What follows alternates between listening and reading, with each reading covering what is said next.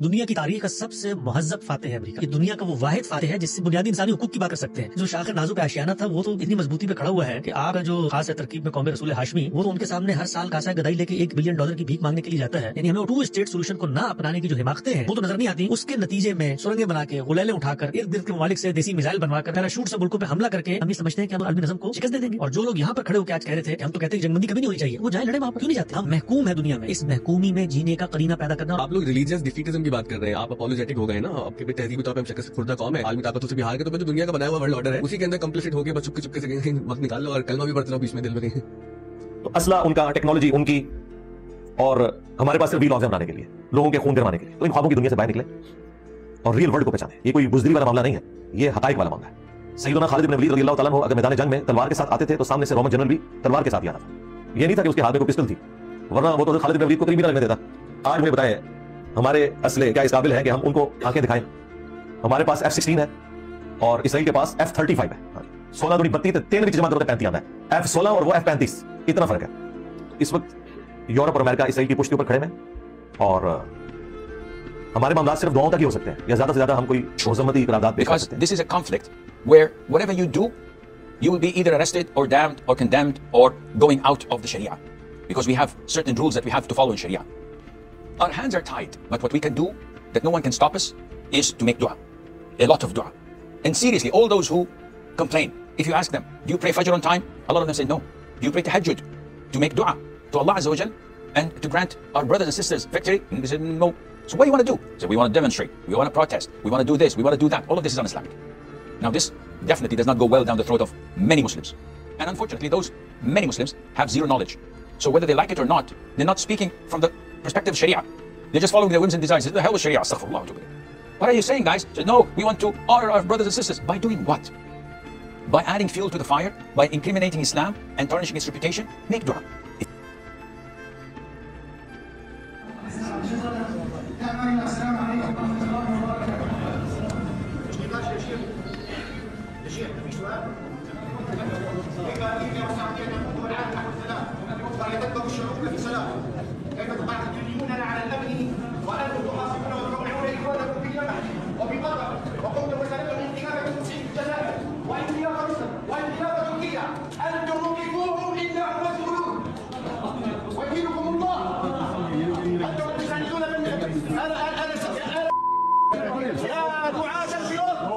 أنتم يا دعاة البلاد مسؤولون يوم القيامة بوقوفكم. ليس كيف الفتنة السكوت عن الفتنة. لكن هذا يعيبنا وهو يفتي بقتل إخواننا في اليمن. لا يسقون لك لنا اليوم ولا سمع ولا طاعة. يا عبيد أمريكا نحن نعرف الحرية والأمن لأننا في بلاد الأمن والحرية. ينصر الله الدولة العادلة ولو كانت كافرة. أما أنتم فأحذية الطواغيت سحقا لكم وتلاحقكم اللعنة.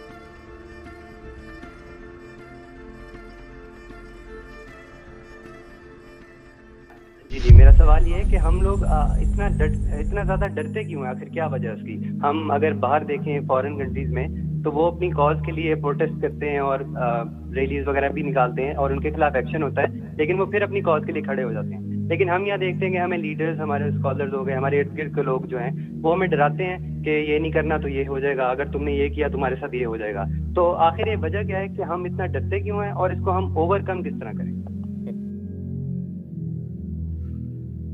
دیر ہے میرے پاس؟ آپ کے پاس کافی وقت ہے. کیا نام بتایا بچے نے؟ بہاول سے، ولید بہاول پور سے. ولید صاحب غور سے سنیں.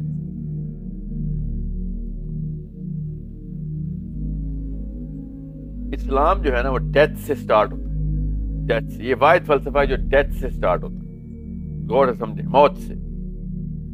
مومن ٹیکنیکلی اسپیکنگ موت کا منتظر ہونا چاہیے. جو جس رب نے مجھے بنایا ہے اس سے ملنے، اس کو دیکھنا، اس کے پاس ہونا اصل میں میری الٹیمیٹ خواہش ہونی چاہیے. یہ پہلا اصول بتا رہا ہوں. زیادہ لمبی بات اس لیے نہیں کروں گا کیونکہ so many people are calling. اصل میں حقیقت سمجھ لیں اور یہ حق کا اصل میں مطلب سمجھ لیں کہ میں نے رب سے ملنا ہے. اگر مجھے رب نے بنایا اور میں مانتا ہوں میں رب، تو پھر مجھے تو ملنا ہے. دنیا میں میرا ماں باپ بچے راستے میں آئے، میں نے رب سے ملنے کے اوپر کمپرومائز نہیں.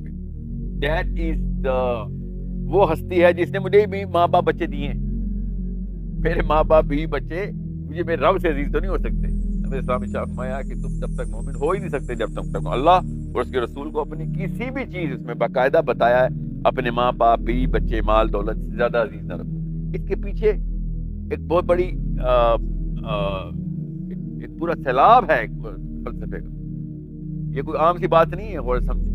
تو سب سے پہلے یہ سمجھ لیں کیوں اتنی تمہید کیوں باندھ رہا ہوں کہ جب تک مسلمان کو رب کا اور اپنے آپ کا کنیکشن پتہ نہیں ہوگا تب تک اس سوال کا جواب سمجھ نہیں آئے گا کسی کو, اور اسی وجہ سے کسی کو سمجھ نہیں آ رہا. دنیا میں اتنی ڈرپوک قومیں بہت کم ہیں, اور بائی دا وے ہمیں بائی ڈیزائن ڈرپوک کیا گیا ہے. پیدائشی ڈرپوک کوئی نہیں انسان ہوتا. اللہ کی فطرت سے پیدا ہونے والا یہ مخلوق پیدائشی ڈرپوک ہو نہیں سکتا.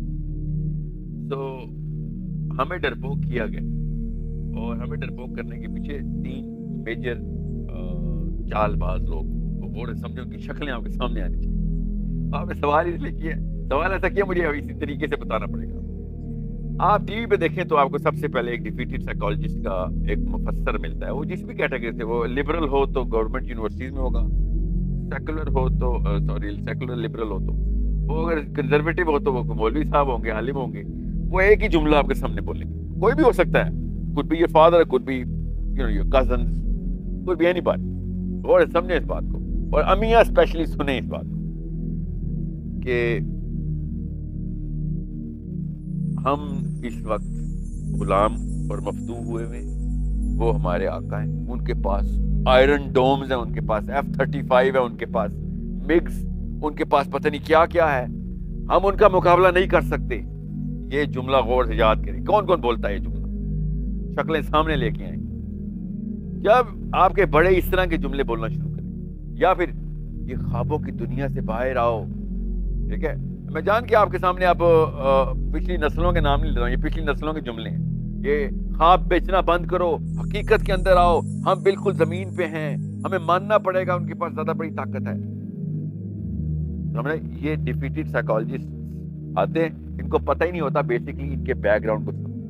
یہ نسلن در نسلن ٹرین ہوئے ہیں, پرائمنگ بولتے ہیں. یہ پرائمڈ انٹو دس فلسفی ہے کہ سب سے پہلے یہ ڈھونڈو دنیا میں آتے ہی میرا آقا کون ہے. یہ ان کی پہلی جست ہوتی ہے, the first attempt. یہ نہیں دیکھتے کہ سب سے پہلے یہ ڈھونڈوں کہ میں نے کیسے اپنے آپ کو سیدھا کھڑا کرنا ہے, میں کیسے اوپر آؤں. وہی دیکھتے ہیں میں کتنا نیچے ہوں. That is a very big difference. It's such a simple statement, but it's such a big difference. So جب بھی پاکستان کے حکمران امریکہ جاتے ہیں تو ان کی حالت دیکھیں کیا ہوتی ہے. وہ کس طریقے سے بات کر رہے تھے امریکہ کے صدر کو, حالانکہ سب سے چھوٹا رقبے کا ملک ہے. اس کا صدر جب امریکہ جاتا ہے نا اسرائیل, آپ بینجامن نیتنیاہو یا شرون یا whoever goes there, اس کی باڈی لینگویج, ٹون اور چوائس آف ورڈز دیکھیں. اس چوائس آف ورڈز کو غور سے سمجھیں جس طریقے سے وہ بات کر رہے ہوتے ہیں. اب میں خالی حکمرانوں کی بات نہیں کر رہا ہوں, میں نے کہا شکلیں سامنے لے کے آئیں, اور وہ شکلیں آپ کے سامنے آئیں گی ہر بھانت بھانت کی کیٹیگریز میں سے, ریلیجیس کیٹیگریز میں سے, سیکولر کیٹیگریز میں سے. اور یہ لوگ آپ کو سروائیول ٹیکنیک سکھ رہے ہیں. یہ سروائیول ٹیکنیک پتہ کہاں سے آتی ہے؟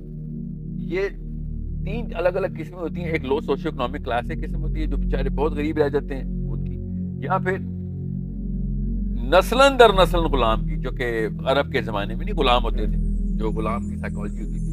آپ کا کبھی سوچا نہیں آپ نے کہ غلام ایسے آزاد پھرتے ہوتے تھے گلیوں محلوں میں, گھر یہاں سے بھاگ کے نہیں جاتے تھے؟ Do you ever think about this fact? Human beings are slaves and their kids are slaves, اور ان کے بھی بچے غلام ہیں, مگر وہ کام پہ بھی جاتے ہیں اور ادھر ادھر پھر ہوتے ہیں. ان کو کوئی بیڑیاں تو نہیں ڈلی ہوتی, مگر واپس ادھر ہی آتے ہیں اپنے آقا کے پاس. There is a psychological aspect to all of this. یہ اس طریقے سے ہوتا ہے. ان کو ڈرا کے رکھا جاتا ہے کہ تو دنیا کے کسی بھی خطے میں جائے گا, میں تجھے پکڑ لوں گا اور میں تجھے وہاں پہ جا کے مار دوں گا. اور وہ اس ڈر سے اپنے اس چھوٹے سے 10 کنال کے خطے سے بھی باہر نہیں جاتا. یہ سائیکالوجی زور سے سمجھیں. یہ غلام کی سائیکالوجی کو, جو پرانے زمانے کے غلاموں کی بات بتا رہا ہوں, جس میں غلام اور باندی رکھی جاتی تھی اور اس کا آقا اس کو کس طریقے سے کنٹرول کر سکتا تھا, وہ بیسیکلی سائیکولوجیکل کنٹرول تھا. اس کو ہر وقت رسی باندھ کے تو نہیں بازار بھیجا جاتا تھا, کہاں پہ بھیجا جاتا تھا. اس کی جو نیورونز کی رسی تھی نا, وہ پکڑی ہوتی تھی, اس کے ذہن کو تابع کیا ہوتا تھا. وہ پیدائشی تابع ہوتے تھے, ان کو ٹریننگ میں اور جملے ایسے بولے جاتے تھے. ہمارے بڑے بزرگوں نے یہ جملے ہمیں بچپن میں دینے شروع کر دیے. یہ ہیں وہ ڈیفیٹڈ سائیکالوجسٹ جو کہ ہر جگہ کے اوپر ہر اینگل سے بتاتے ہیں کہ نہیں تم کچھ نہیں کر سکتے، یہ خواب ہیں، اور بچوں والی باتیں، اور یہ اس طرح کے خواب بیچنے بند کرو، ریالٹی کے اندر آؤ، ہم چھوٹے ہیں وہ بڑے ہیں. یہ والے جب آپ جملے سنتے ہیں اور مجھ جیسا بندہ، تو میری صرف غیرت نہیں، میرے اندر کا ایک ڈاکٹر بھی باہر نکل آتا ہے کہ اس کی سرجری کروں. مجھے پتا ہے دماغ کے کون سے حصے میں اس کے نقص ہے. Because this is a psychological disease they are suffering from. جس قوم کے اندر اسلام کے بغیر بھی اللہ رسول کو نہ ماننے والی قومیں بھی یہ نفسیاتی بیماری نہیں آئی، دیکھ لیں ان قوموں نے کیسے ٹپل کیا اپنے اوپر کے 2 نمبر آقا کو، یا ایون صحیح والے آقا کو بھی. جب بھی انسانوں نے کہا بھائی اس بارے میں تیری اور میری چھوٹے اور بڑے کی ریلیشن شپ ہے ہی نہیں، برابری کی ریلیشن شپ ہے، تو بھی انسان ہے ہم بھی انسان ہیں، تیرے پاس ٹیکنالوجی ہے، we are going to come up with some other solution and we are gonna topple. تو میں آج کل کے دور کی بات بتا رہا ہوں، یہ پچھلے صحابہ کے دور کی بات، صحابہ نے تو اڑا کے رکھ دیا تھا نا پوری دنیا کی طاقتوں کو. اور کیا آرگومنٹ یہ رہتا ہے ان کے پاس بھی تلواریں تھیں، ہمارے پاس بھی تلواریں تھیں، اس لیے تو اڑانا آسان تھا. بھیا آج کل کی ٹیکنالوجی کے دور میں بتا رہتے ہیں آپ کو کس نے کس کو اڑا کے رکھا ہے. آپ کی اتنی فراست نہیں ہے. بچوں کو آپ ہمارے غلام بنانے کے لیے اتنے کوشاں ہیں. آپ ایٹ لیسٹ چپ ہی ہو جایا کریں، آپ خاموش رہا کریں اگر آپ نے بات نہیں کرنی صحیح. یہ اپنے آپ کو پروفیسر یا مولوی صاحب کیوں ثابت کرنے کی کوشش کرتے ہیں کہ ہم نے آپ کو نفسیات بھی سکھانی ہے؟ یہ آپ کا ٹاپک نہیں ہے، آپ مت سکھائیں. میرے بچے غلام مت کریں. میرے 25 کروڑ بچے آزاد پیدا ہوئے ہیں. لوگوں کو یہ مت بتائیں کہ ادھر سے جن ہے ان کے پاس اور وہ آگے کھا جائے گا تمہیں. دس از اے ڈیزیز. یہ ایک بیماری ہے. یہ ڈر کی سائیکالوجی اصل میں بائی ڈیزائن کریٹ کی گئی ہے آپ کے اندر اور آپ کے پرداداؤں کے اندر. یہ میرے بچوں تک نہیں آنی چاہیے. 25 کروڑ آزاد مسلمان پیدا ہوں گے، دیکھو نا ٹیک اوور. مجھے پتا ہے کہ 1 2 3 4 سٹیپس لینے، مجھے بھی پتا ہے وہ سٹیپس لینے کی ٹیکنیکس ہیں. ان میں سے پہلی ٹیکنیک پتا کیا ہے؟ آپ جیسے غلاموں کو ٹی وی پہ یا اسکرینوں پہ نہ آنے دیا جائے، پروفیسر شپ میں اور پیڈسٹل سٹیجز پہ نہ آنے دیا جائے. ہر بندہ آ کے میرے بچوں کو کنونس کر رہا ہے پاکستان کے کہ امریکہ جو ہے نا وہ بہت ہی بڑی طاقت ہے اور تم بہت ہی چھوٹے قسم کے غلام پیدا ہوئے. یہ بے شرمی اور کچھ بھی نہیں. ایک صحابی یہاں پہ زندہ ہوتا سب سے پہلے آپ کو الٹا لٹکاتا کہ یہ کیا سکھا رہے ہو ہمارے بچوں کو؟ یہ آزاد انسان پیدا ہوئے ہیں، ان کو یہ کیوں بتا رہے کہ وہ کتنا بڑا اور تم کتنے چھوٹے ہو؟ اور ان کو اس بارے میں ایک خاص حصار کے اندر رکھ کے اپنے آپ کو کیوں پروفیسر ثابت کر رہے ہو؟ ہر مسلمان کو فطرتاً آزاد گو اور حق پرست ہونا چاہیے. ہر مسلم مواحد ہے اور ہر مواحد آستانہ احادیث کے سوا تمام آستانوں سے بے نیاز اور واحد القہار کے سوا ہر ہستی سے بے خوف ہے. اس لیے وہ فطرتاً اپنے قول و فعل میں آزادی اور حق گوئی سے نہیں ڈرتا. صحابہ کرام رضوان اللہ اجمعین کو دیکھو کہ یہ خاک نشیں کیسر و کسریٰ کے دربار میں بے دھڑک جاتے ہیں اور کاکم اور حریر کی مسندوں کو الٹ کر زمین پر بیٹھ جاتے ہیں. وہ فرش دربار جو روم و ایران کا سجدہ گاہ تھا، برچھی کی انی اور گھوڑوں کے سموں سے ان کے جبروت و استبداد کے پرزے اڑا دیے گئے. جن درباروں میں زبان کی حرکت بھی سوئے ادب تھی، وہاں حمایت حق کے لیے ٹوٹے ہوئے قبضے اور چیتھڑوں سے بندھی ہوئی تلوار جنبش میں آ جاتی ہے. اور پھر کیوں ایسا نہ ہو جبکہ ایک مواحد کا اعتقاد یہ ہے کہ خدا کے سوا نفع و ضرر کسی کے ہاتھ میں نہیں ہے. مسلمانوں کا قومی وظیفہ. ایک مسلمان سے یہ توقع رکھنی کہ وہ حق کا اعلان نہ کرے اور ظلم کو ظلم نہ کہے، بالکل ایسی ہی بات ہے جیسے یہ کہا جائے کہ وہ اسلامی زندگی سے دستبردار ہو جائے. اگر تم کسی آدمی سے اس مطالبے کا حق نہیں رکھتے کہ وہ اپنا مذہب چھوڑ دے تو یقیناً ایک مسلمان سے یہ مطالبہ بھی نہیں کر سکتے کہ وہ ظلم کو ظلم نہ کہے، کیونکہ دونوں باتوں کا مطلب ایک ہی ہے. یہ تو اسلامی زندگی کا وہ عنصر ہے جس کے الگ کر دینے کے بعد اس کی سب سے بڑی مابع الامتیاز خصوصیت معدوم ہو جاتی ہے. اسلام نے مسلمانوں کی قومیت کی بنیاد ہی اس بات پر رکھی ہے کہ وہ دنیا میں سچائی اور حقیقت کے گواہ ہیں. ایک گواہ کا فرض ہوتا ہے کہ جو کچھ جانتا ہے بیان کرے. ٹھیک اسی طرح ہر مسلمان کا بھی وظیفہ ہے کہ جس سچائی کا اسے علم و یقین دیا گیا ہے ہمیشہ اس کا اعلان کرتا رہے اور ادائے فرض کی راہ میں کسی آزمائش اور مصیبت سے نہ ڈرے، علالخصوص جب ایسا ہو کہ ظلم و جور کا دور دورہ ہو جائے اور جبر و تشدد سے اعلان حق کو روکا جائے، تو پھر یہ فرض اور زیادہ لازمی اور ناگزیر ہو جاتا ہے، کیونکہ اگر طاقت کے ڈر سے لوگوں کا چپ ہو جانا گوارا کر لیا جائے اور دو کو اس لیے چار نہ کہا جائے کہ ایسا کہنے سے انسانی جسم مصیبت میں مبتلا ہو جاتا ہے، تو پھر سچائی اور حقیقت ہمیشہ کے لیے خطرے میں پڑ جائے اور حق کے ابھرنے اور قائم رہنے کی کوئی راہ باقی نہ رہے۔ قدرت کا قانون نہ تو طاقت کی تصدیق کا محتاج ہے، نہ اس لیے بدل سکتا ہے کہ ہمارے جسم پر کیا گزرتی ہے، وہ تو حقیقت ہے، اور اس وقت بھی حقیقت ہے جب اس کے اعلان سے ہمیں پھولوں کی سیج ملے، اور اس وقت بھی حقیقت ہے جب اس کے اظہار سے ہمارا جسم آگ کے شعلوں کے اندر جھونک دیا جائے، اس لیے کہ ہمیں قید کر دیا جائے گا۔ آگ میں ٹھنڈک اور برف میں گرمی نہیں پیدا ہو جا سکتی۔ مسلمان اور خوف و بزدلی۔ عزیزوں، اپنے اندر ایک بنیادی تبدیلی پیدا کر لو۔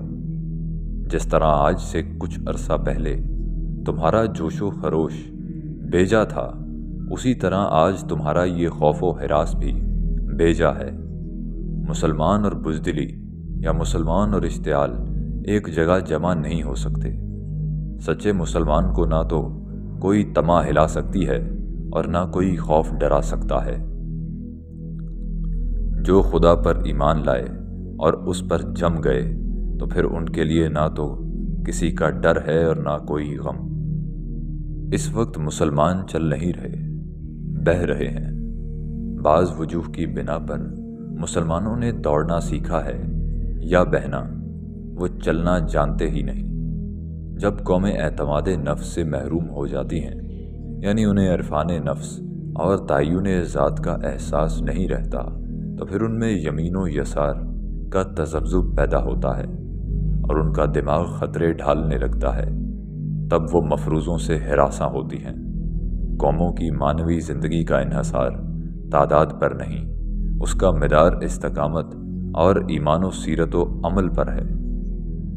قرآن مدینہ کے کچھ حقیقت پسندوں کے متعلق کہتا ہے، یاد کرو جب منافقین اور وہ بھی جن کے دلوں کو روگ لگا ہوا ہے کہہ رہے تھے کہ ان کے دین نے ان لوگوں کو دھوکے میں ڈال دیا ہے۔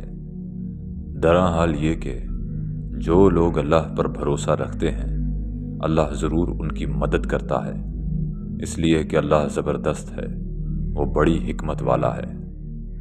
سورۃ الانفال آیت نمبر 49۔ یہ حقیقت پسند کہا کرتے تھے کہ مسلمان ایسی چیزیں کر رہے ہیں جو قابل عمل نہیں ہیں، مٹھی بھر اور بے سر و سامان ہو کر قریش سے ٹکرا رہے ہیں، دیوانے ہیں، بے وقوف ہیں اور اندھی عقیدت رکھتے ہیں۔ وقت نے ثابت کیا کہ یہ حقیقت پسند جھوٹے تھے اور خدا کا وعدہ سچا تھا۔ اس نے اپنے ہی بندوں کو غلبہ دیا، حق و باطل کو سفید و سیاہ کی طرح واضح کر دیا۔ آج کے دور بھی جب لوگوں سے ایسی کوئی بات کی جائے جس کو وہ پہچانتے نہیں تو یہی کہتے ہیں، تم قابل عمل باتیں نہیں کر رہے، یہ صرف خیالی باتیں ہیں۔ اور ان باتوں کے لیے ان کے پاس کوئی دلیل نہیں ہوتی، بس یہ ہے کہ ان کے لیے چونکہ نئی اور حیران کن ہوتی ہے، ان کی تباہ قبول کرنے پر رضامند نہیں ہوتی ہیں۔ آپ کو وہ لوگ مذہبی جنونی سمجھیں گے مگر حقیقت میں کسی بات کو نہ سمجھیں گے۔ گزشتہ بحث سے یہ امر اچھی طرح واضح ہو گیا ہوگا کہ قرآن کی تعلیم اپنے پیرووں میں حمایت حق کی ایسی ناقابل تسخیر روح پیدا کرنا چاہتی ہے جس سے ان کے اندر کسی حال میں بدی و شرارت کے آگے سر جھکانے اور ظلم و طغیان کے تسلط کو قبول کرنے کی کمزوری پیدا نہ ہونے پائے۔ قرآنی تعلیم کے مطابق انسان کی سب سے بڑی ذلت یہ ہے کہ وہ اپنے عیش و آرام یا مال و دولت یا اہل و عیال کی محبت میں مبتلا ہو کر حفاظت حق کی سختیوں سے ڈرنے لگے اور باطل کو طاقتور دیکھ کر اس کی غلامی قبول کرنے کے لیے آمادہ ہو جائے۔ یہ ضعف جو در حقیقت جسم و جان کا ضعف نہیں بلکہ قلب و ایمان کا ضعف ہے، جب کسی قوم میں پیدا ہو جاتا ہے تو اس کے اندر سے عزت و شرافت کے تمام احساسات خود بخود دور ہو جاتے ہیں اور اعلائے حق کی اعلیٰ خدمت کو انجام دینا تو درکنار، وہ خود اپنے آپ کو بھی حق کے راستے پر قائم رکھنے میں کامیاب نہیں رہ سکتی۔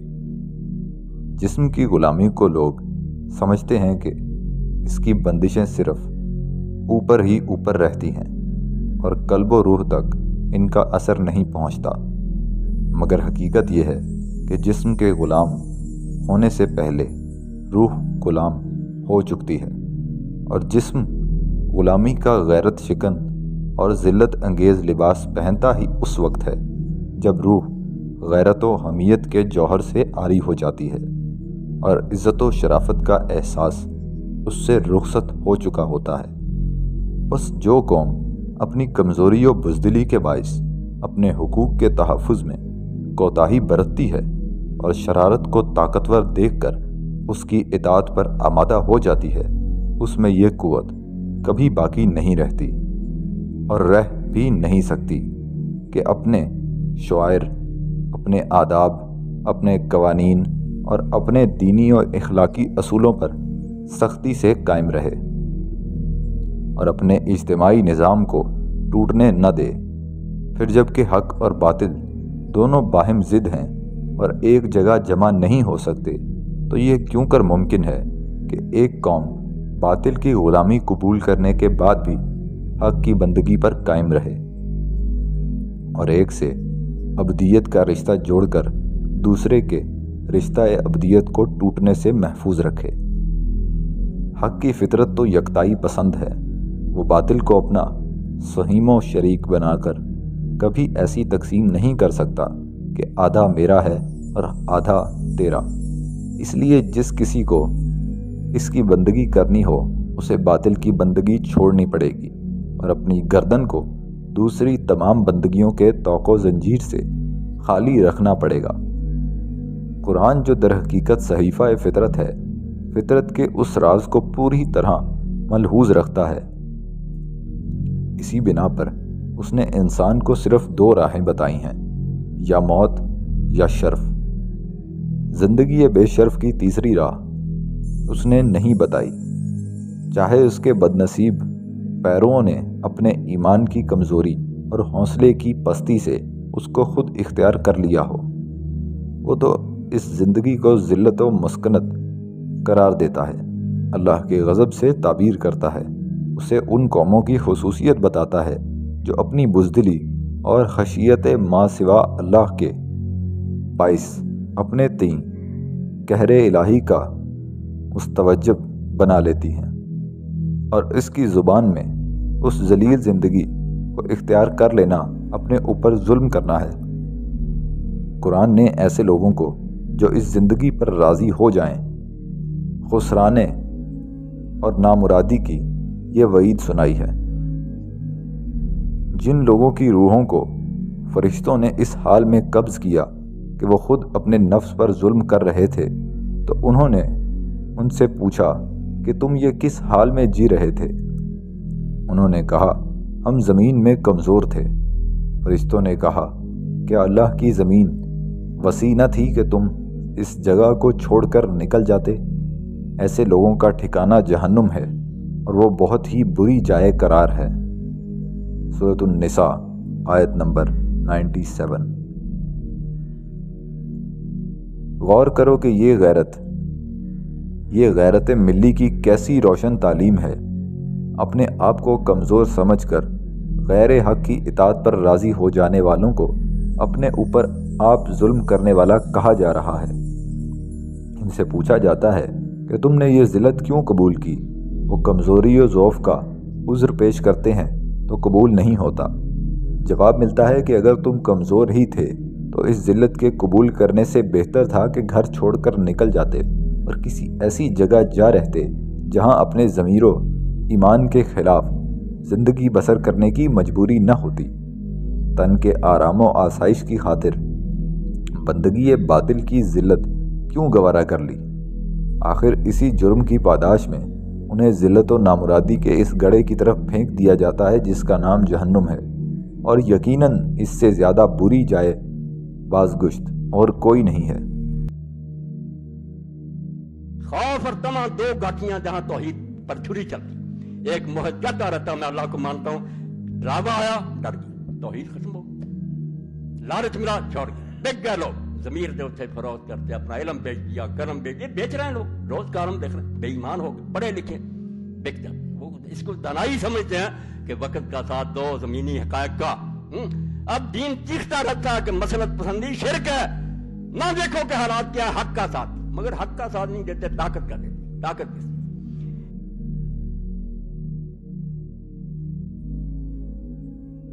ہماری ذہنی غلامی اور اس کے اسباب۔ حکومت و فرما روائی اور غلبہ و استیلاء کی دو قسمیں ہیں، ایک ذہنی اور اخلاقی غلبہ، دوسرا سیاسی اور مادی غلبہ۔ پہلی قسم کا غلبہ یہ ہے کہ ایک قوم اپنی فکری قوتوں میں اتنی ترقی کر جائے کہ دوسری قومیں اسی کے افکار پر ایمان لے آئیں، اسی کے تخیلات، اسی کے معتقدات، اسی کے نظریات دماغوں پر چھا جائیں، ذہنیتیں اسی کے سانچے میں ڈھلیں، تہذیب اسی کی تہذیب ہو، علم اسی کا علم ہو، اسی کی تحقیق کو تحقیق سمجھا جائے، اور ہر وہ چیز باطل ٹھہرائی جائے جس کو وہ باطل ٹھہرائے۔ دوسری قسم کا غلبہ یہ ہے کہ ایک قوم اپنی مادی طاقتوں کے اعتبار سے اتنی قوی بازو ہو جائے کہ دوسری قومیں اس کے مقابلے میں اپنی سیاسی اور معاشی آزادی کو برقرار نہ رکھ سکیں، اور کلی طور پر یا کسی نہ کسی حد تک وہ غیر قوموں کے وسائل ثروت پر قابض اور ان کے نظم مملکت پر حاوی ہو جائے۔ اس کے مقابلے میں مغلوبیت اور محکومیت کی بھی دو قسمیں ہیں، ایک ذہنی مغلوبیت، دوسری سیاسی مغلوبیت۔ ان دونوں قسموں کی صفات کو ان صفات کا عکس سمجھ لیجئے جو اوپر غلبے کی دو قسموں کے متعلق بیان کی گئی ہیں۔ یہ دونوں قسمیں ایک اعتبار سے الگ الگ ہیں، لازم نہیں ہے کہ جہاں ذہنی غلبہ ہو وہاں سیاسی غلبہ بھی ہو، اور نہ یہ لازم ہے کہ جہاں سیاسی غلبہ ہو وہاں ذہنی غلبہ بھی ہو۔ لیکن فطری قانون یہی ہے کہ جو قوم عقل و فکر سے کام لیتی اور تحقیق و اکتشاف کی راہ پر پیش قدمی کرتی ہے، اس کو ذہنی ترقی کے ساتھ ساتھ مادی ترقی بھی نصیب ہوتی ہے، اور جو قوم تفکر و تدبر کے میدان میں مسابقت کرنا چھوڑ دیتی ہے وہ ذہنی انحطاط کے ساتھ مادی تنزلی میں بھی مبتلا ہو جاتی ہے۔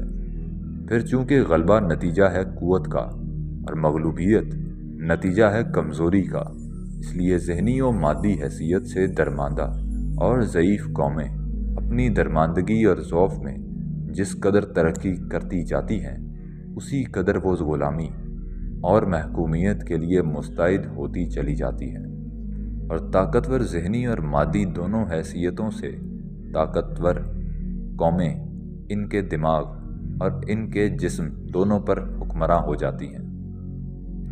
مسلمان آج کل اسی دوہری غلامی میں مبتلا ہیں، کہیں دونوں قسم کی غلامیاں پوری طرح مسلط ہیں اور کہیں سیاسی غلامی کم اور ذہنی غلامی زیادہ ہے۔ بدقسمتی سے اس وقت کوئی اسلامی آبادی ایسی نہیں ہے جو صحیح معنوں میں سیاسی اور ذہنی اعتبار سے پوری طرح آزاد ہو۔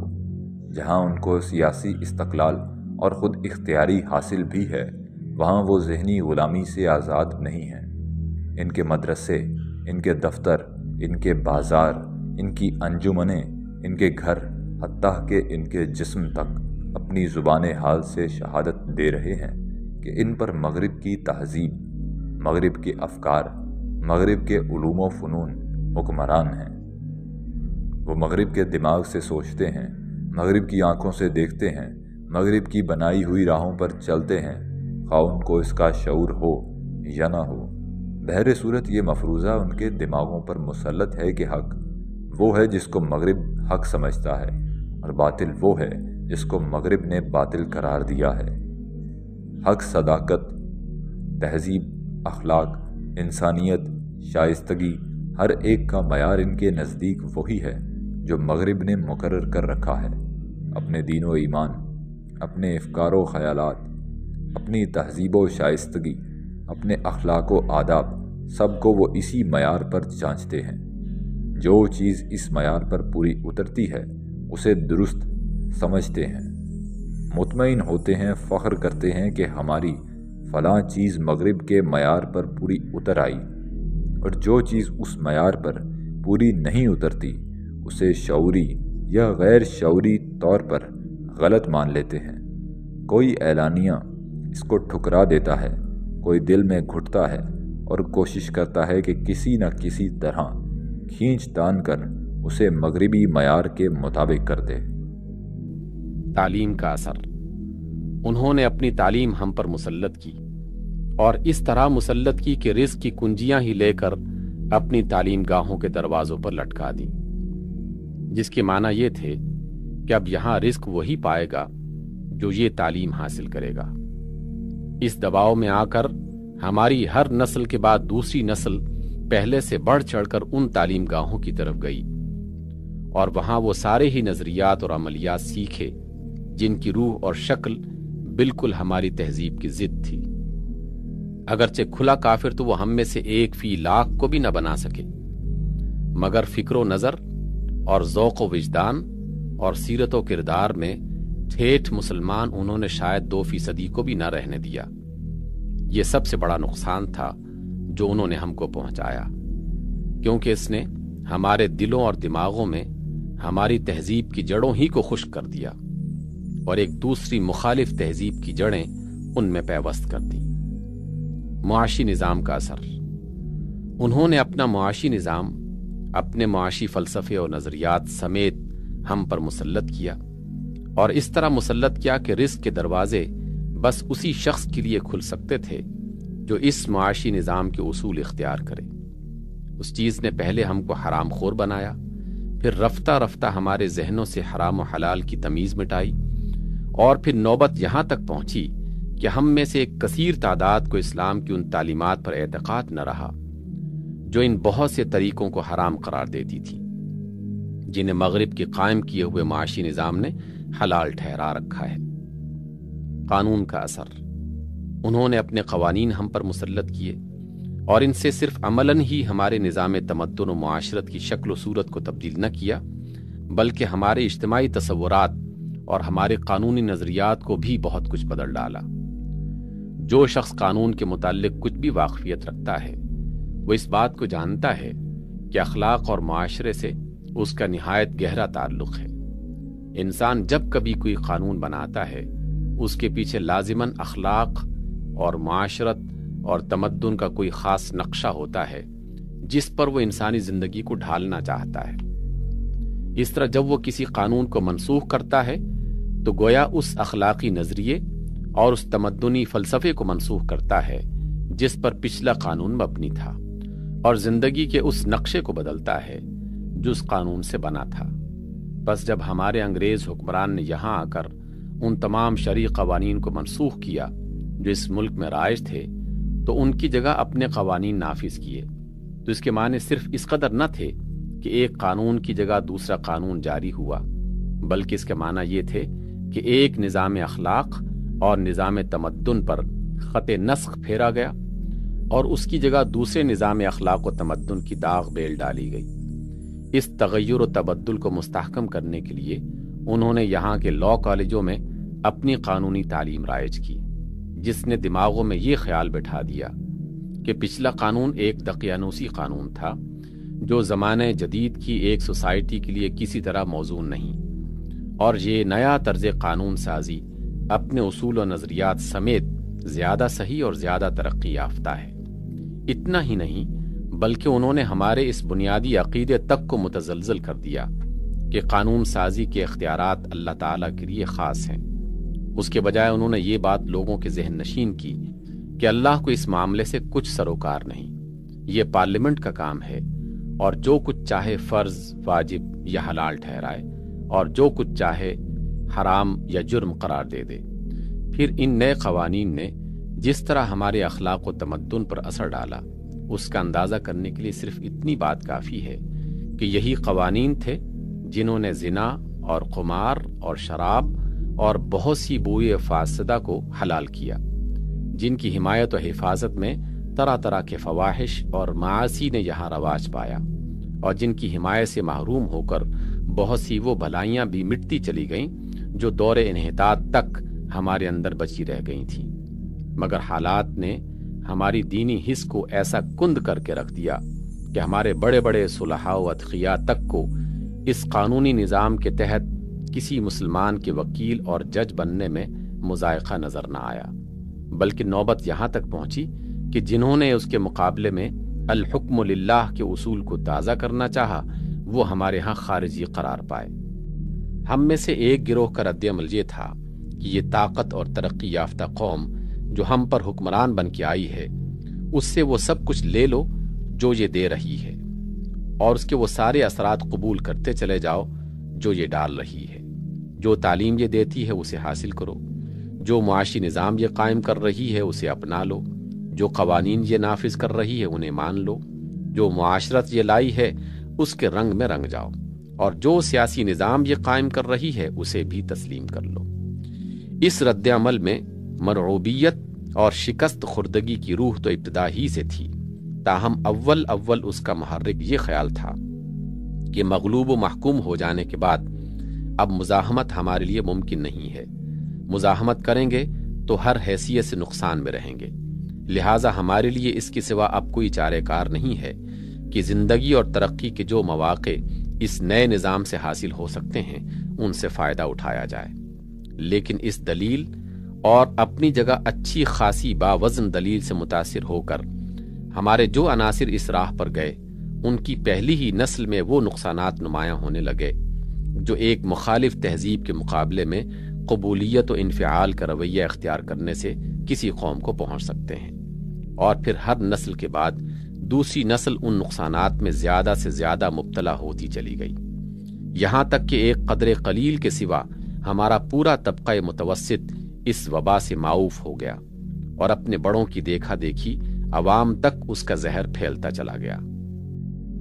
हमारा रोशन ख्याल और मुतजद्दिद पसंद हजरात जब किसी मसले पर गुफ्तगू फरमाते हैं तो उनकी आखिरी हुज्जत जो उनके नज़दीक सबसे कवी हुज्जत है ये होती है कि ज़माने का रंग यही है, हवा का रुख उसी तरफ है, दुनिया में ऐसा ही हो रहा है, फिर हम उसकी मुखालफत कैसे कर सकते हैं और मुखालफत करके ज़िंदा कैसे रह सकते हैं।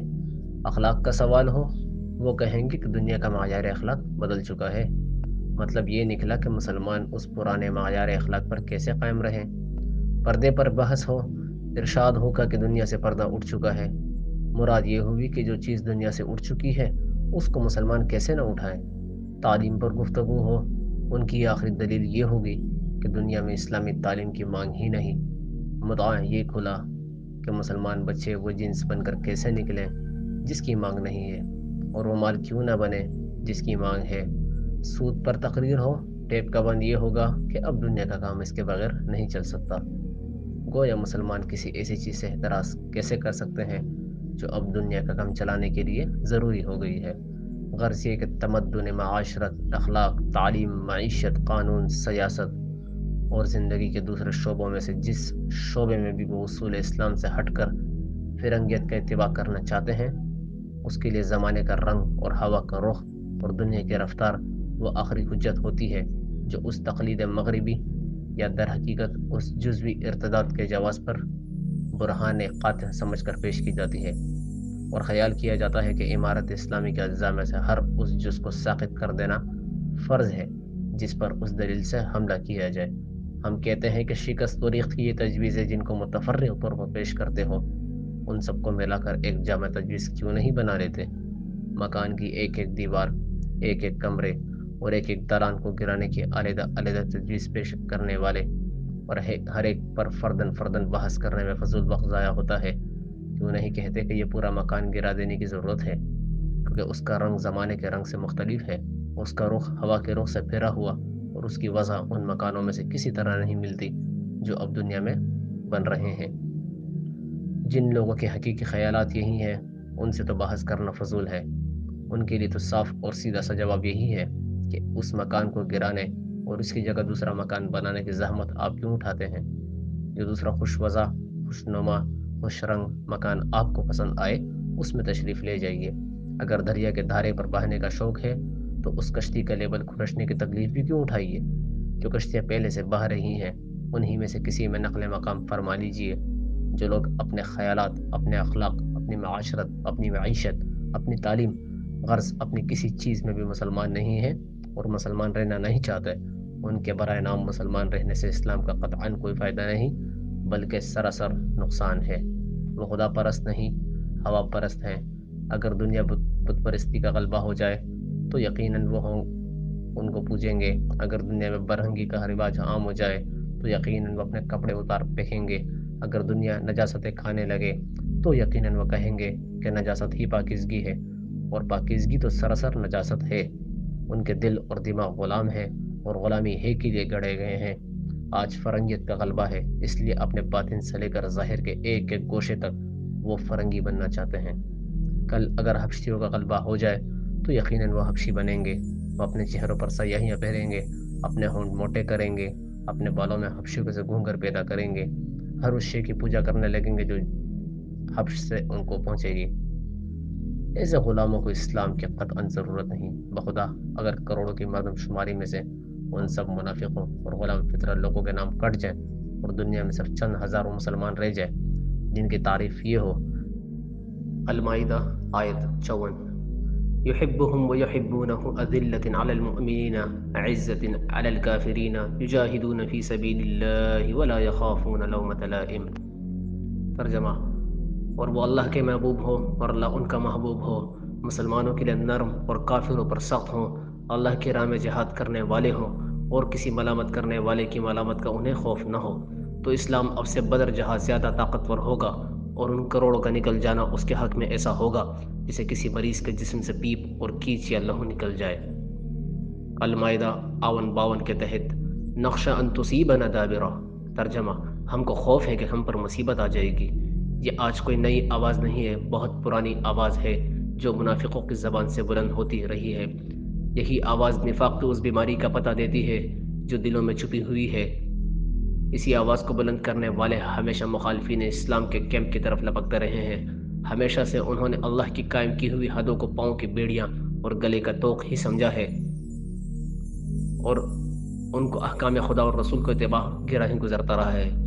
اطاعت میں جان و مال کا ضیاع اور نافرمانی میں حیات دنیا کی ساری کامرانیاں ہمیشہ سے ان کو نظر آتی رہی ہیں۔ بس ان کی خاطر خدا کی شریعت کو نہ ابتدا میں بدلا گیا تھا، نہ اب بدلا جا سکتا ہے اور نہ کبھی بدلا جائے گا۔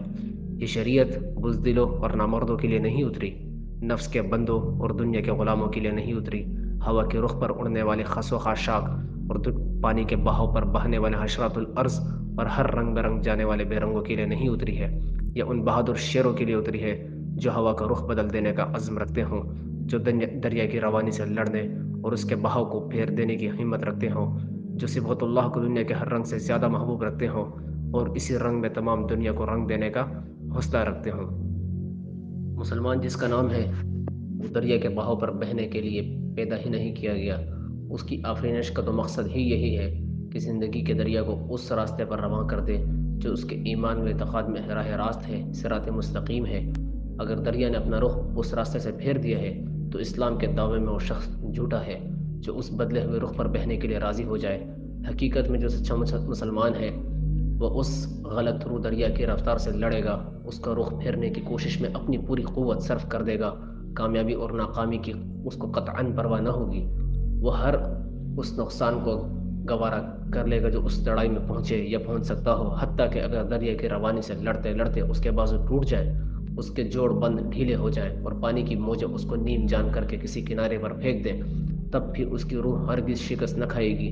ایک لمحے کے لیے بھی اس کے دل میں اپنی اس ظاہری نامرادی پر افسوس یا دریا کے روح پر بہنے والے کافروں یا منافقوں کامرانیوں پر رشک کا جذبہ راہ نہ پائے گا۔ قرآن تمہارے سامنے ہے، انبیاء علیہم السلام کی سیرت تمہارے سامنے ہے، ابتدا سے لے کر آج تک کے علم برداران اسلام کی زندگیاں تمہارے سامنے ہے۔ کیا ان سب سے تم کو یہی تعلیم ملتی ہے کہ ہوا جدھر اڑائے ادھر اڑ جاؤ، پانی جدھر بہائے ادھر بہہ جاؤ، زمانہ جو رنگ اختیار کرے اسی رنگ میں رنگ جاؤ؟ اگر مدعا یہی ہوتا تو کسی کتاب کے نزول اور کسی نبی کے بعثت کی ضرورت ہی کیا تھی؟ ہوا کی موجیں تمہاری ہدایت کے لیے اور حیات دنیا کے بہاؤ تمہاری رہنمائی کے لیے اور زمانے کے نیالیے اور زمانے کی نارنگیت تمہیں گرگٹ کے روش سکھانے کے لیے کافی تھی۔ خدا نے کوئی کتاب ایسی ناپاک تعلیم دینے کے لیے نہیں بھیجی اور نہ اس غرض کے لیے کوئی نبی مبعوث کیا ہے۔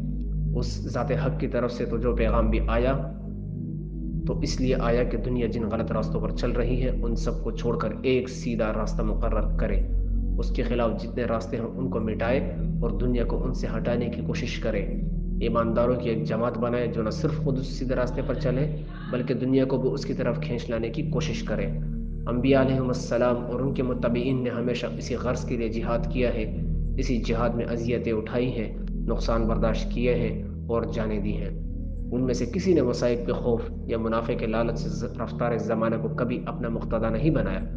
اب اگر کوئی شخص یا گروہ ہدایت آسمانی کے بتائے ہوئے راستے پر چلنے میں نقصان اور مشکلات اور خطرات دیکھتا ہے اور ان سے خوفزدہ ہو کر کسی ایسے راستے پر جانا چاہتا ہے جس پر چلنے والے اس کو خوشحال، کامیاب اور سربلند نظر آتے ہیں، تو وہ شوق سے اپنے پسندیدہ راستے پر جائے، مگر وہ بزدل اور حریص انسان اپنے نفس کو اور دنیا کو یہ دھوکہ دینے کی کوشش کیوں کرتا ہے کہ وہ خدا کی کتاب اور اس کے نبی کے بتائے ہوئے طریقے کو چھوڑ کر بھی اس کا پیرو ہے؟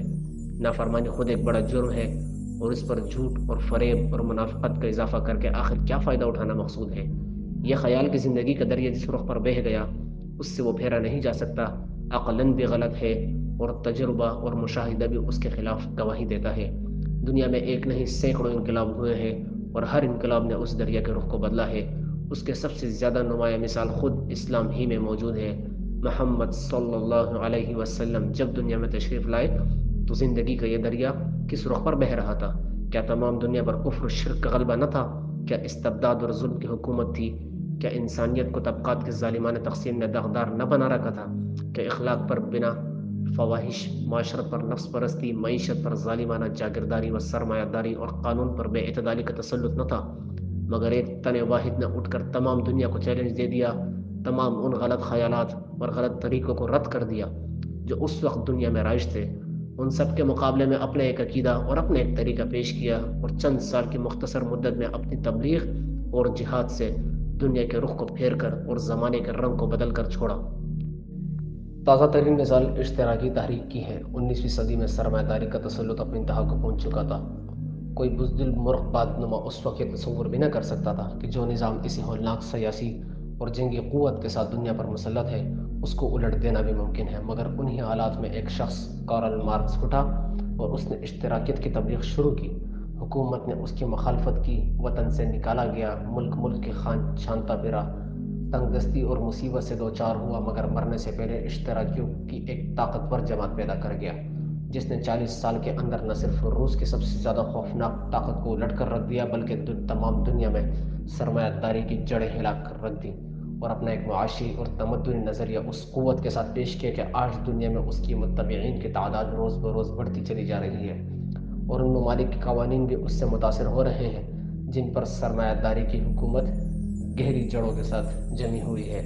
مگر انقلاب یہ ارتقاء ہمیشہ قوت ہی کے اثر سے رونما ہوا ہے اور قوت ڈھل جانے کا نام نہیں، ڈھال دینے کا نام ہے۔ مڑ جانے کو قوت نہیں کہتے، موڑ دینے کو قوت کہتے ہیں۔ دنیا میں کبھی نامردوں اور بزدلوں نے کوئی انقلاب پیدا نہیں کیا۔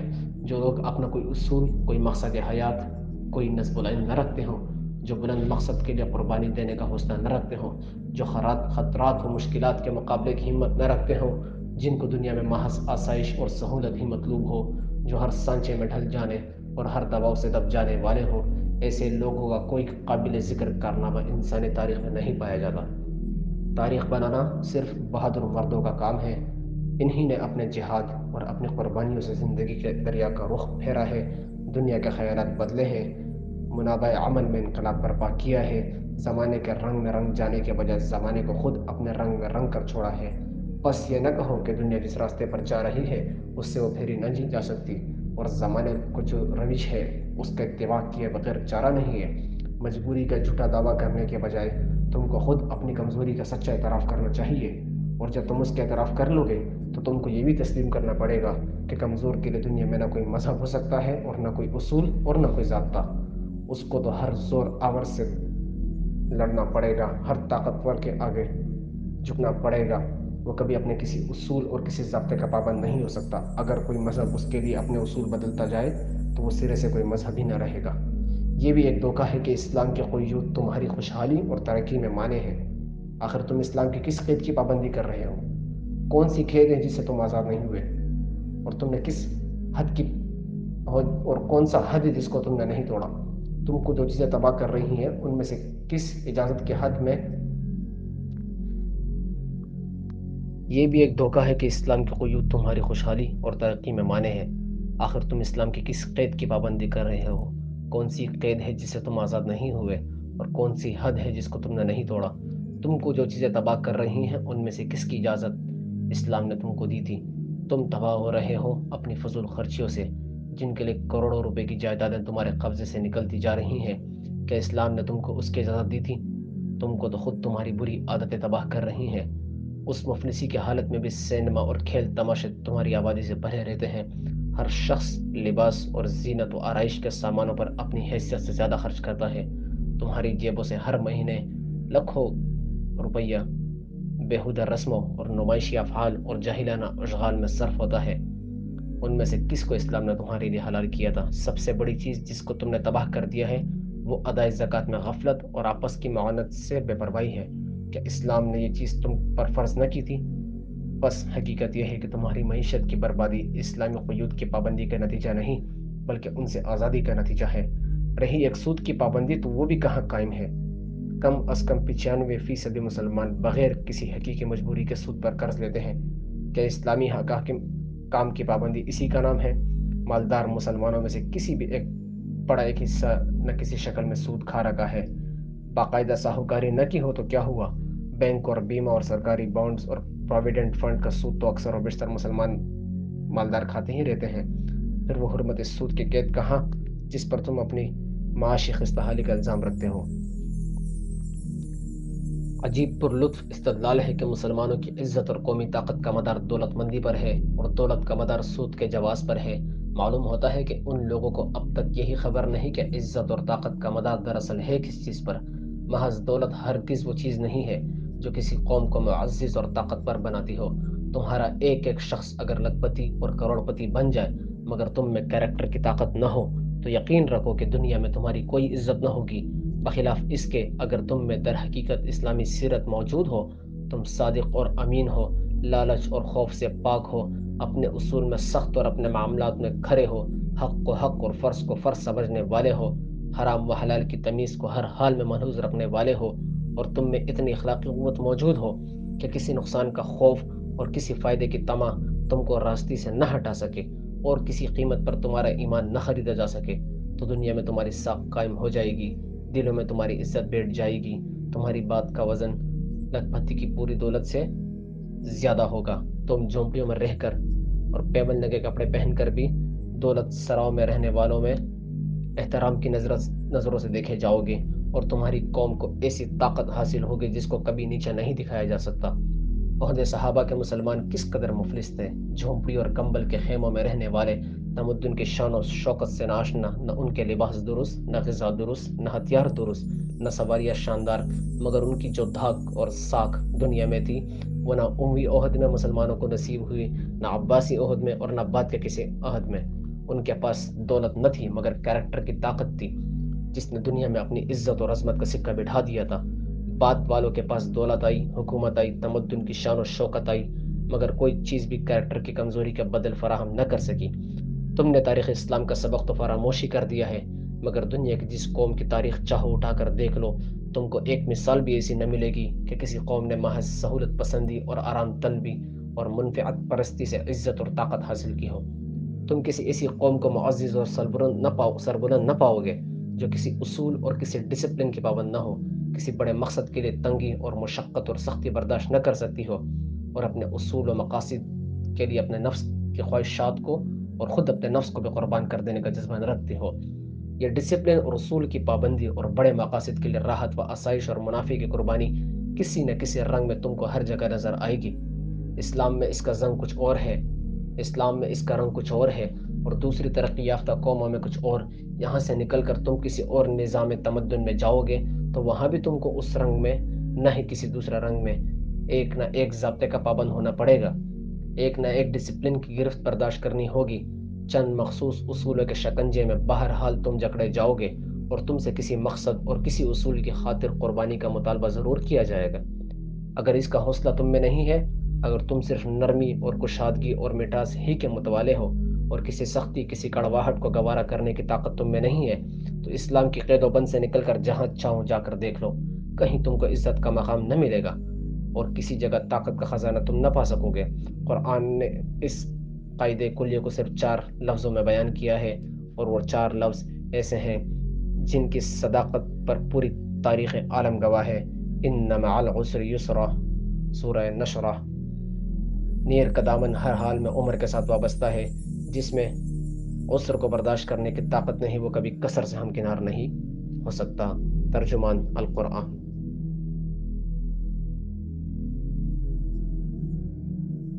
اگر ہم اسلامی تاریخ پر ایک سرسری سی نظر بھی ڈالیں تو ہمیں نظر آتا ہے کہ مسلمانوں نے رمضان کے مہینے میں بہت زیادہ فتوحات حاصل کی ہیں۔